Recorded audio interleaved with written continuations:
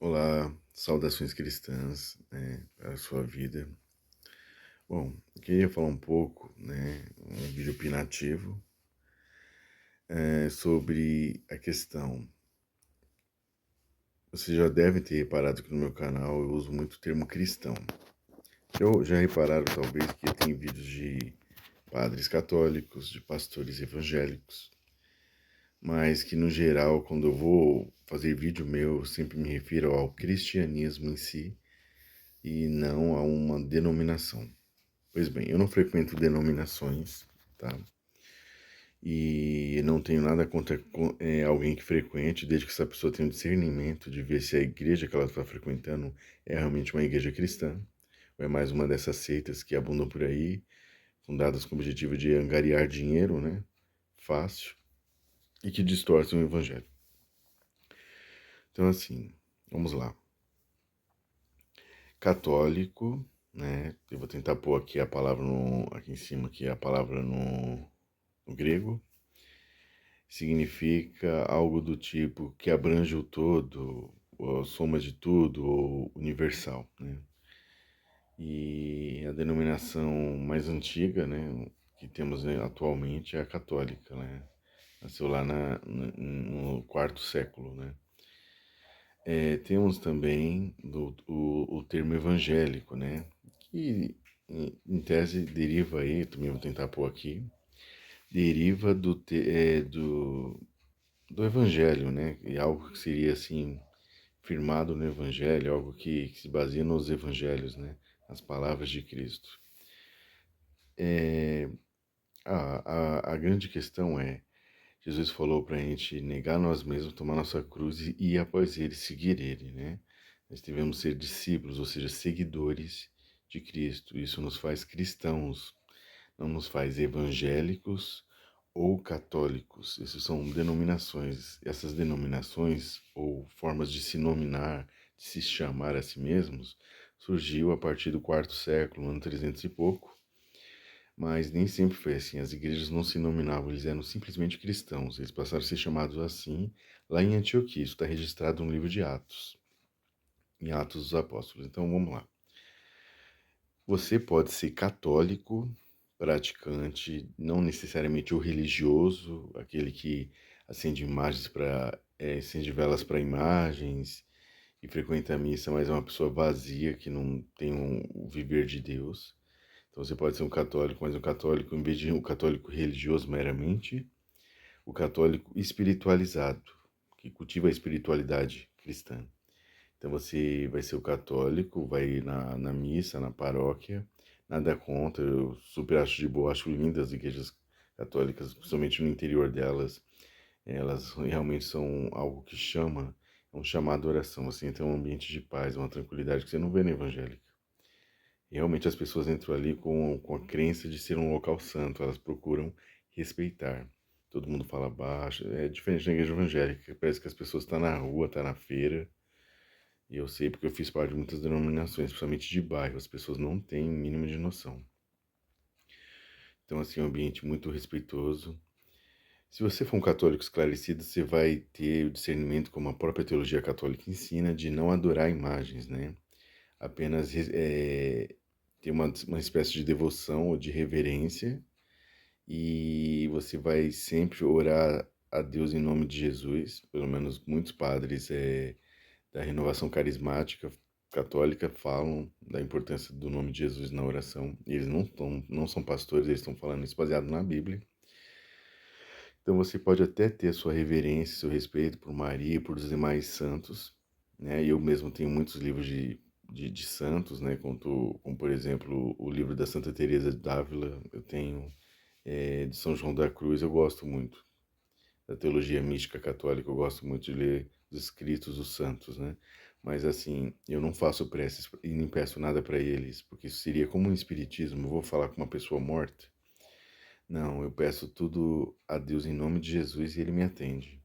Então, assim, mas você pode continuar sendo católico, participando da liturgia, né?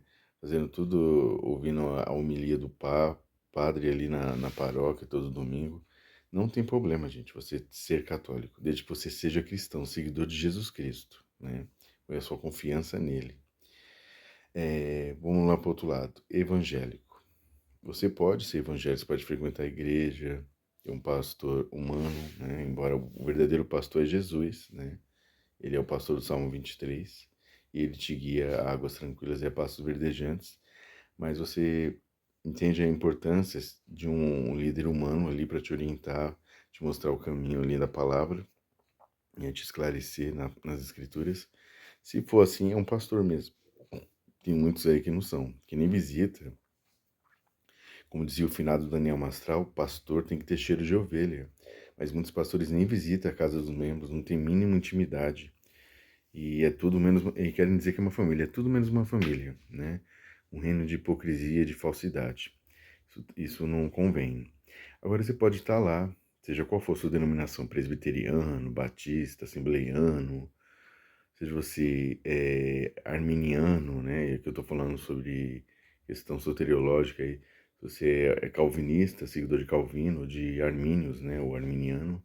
Se você acredita em livre-arbítrio, se você acredita em predestinação, desde que você seja cristão e siga as palavras de Jesus Cristo e se afaste do mal, do pecado, do engano, você pode, mesmo sendo evangélico de alguma denominação, ser cristão, porque você está seguindo a Cristo.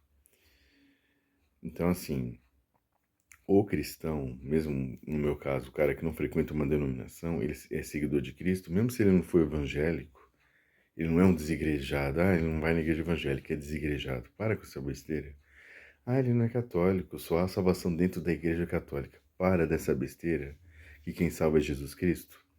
Quando a Bíblia fala que há uma só igreja, que é a noiva, que é o corpo místico de Cristo, está falando da somatória das pessoas. Igreja é ajuntamento, como lá no grego, eclésia, vem de eclésia, que significa assembleia, ajuntamentos, assembleia solene. Então, assim, uma eclésia é o ajuntamento de pessoas num ambiente, não é o ambiente que é a igreja, são a somatória das pessoas. Então, a igreja que a Bíblia fala que só há uma igreja é um só povo.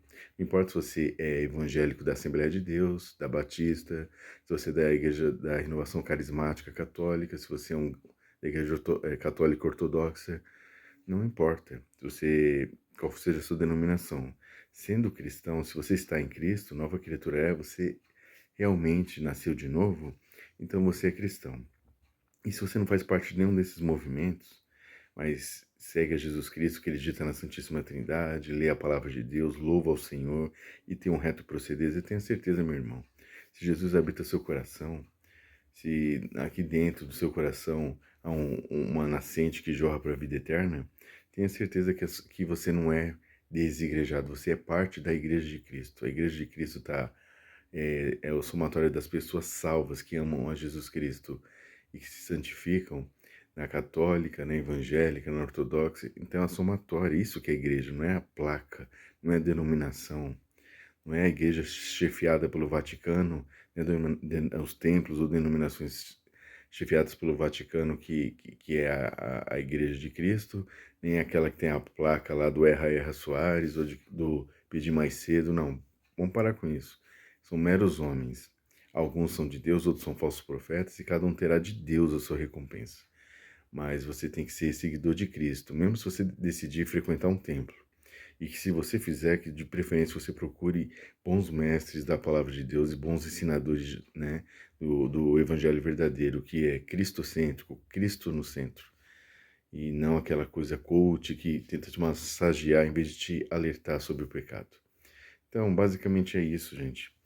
Eu não frequento, já fui batizado quando criança na católica, já fui, quando eu tive um entendimento da escritura, uma adesão opcional, volitiva, à vontade, eu creio, aí me converti ao movimento, no movimento evangélico, tive um entendimento maior das escrituras, então fui evangélico muito tempo, mas sem ser cristão, ainda não entendia o que é ser seguidor de Cristo. Então, houve um momento de ruptura que eu parei de frequentar templos, mas nunca deixei de buscar Deus em casa, de orar, de jejuar. As disciplinas espirituais continuaram, gente. Continuei orando, lendo a palavra de Deus, louvando. Você pode fazer a mesma liturgia de uma igreja na sua casa, sabia? Na verdade, você deve fazer isso, porque os primeiros cristãos se reuniam nos lares, eles não tinham templos para frequentar, tá bom?